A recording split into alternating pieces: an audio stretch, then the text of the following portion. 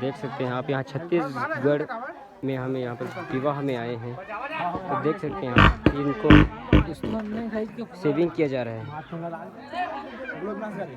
ग्लोबनाथ है। तो देख सकते हैं यहाँ का कल्चर, छत्तीसगढ़ कल्चर ऐसे होते हैं।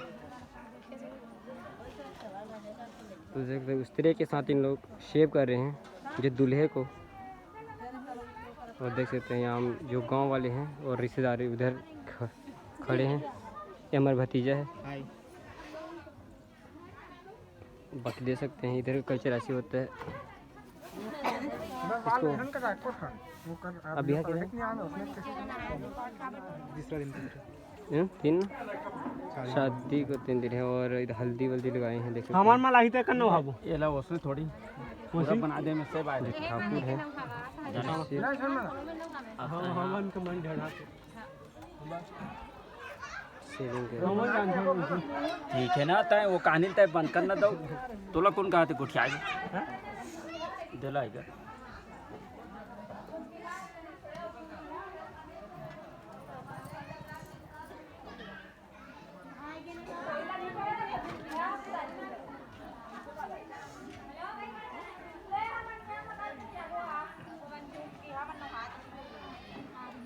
का हो कब बतावा ना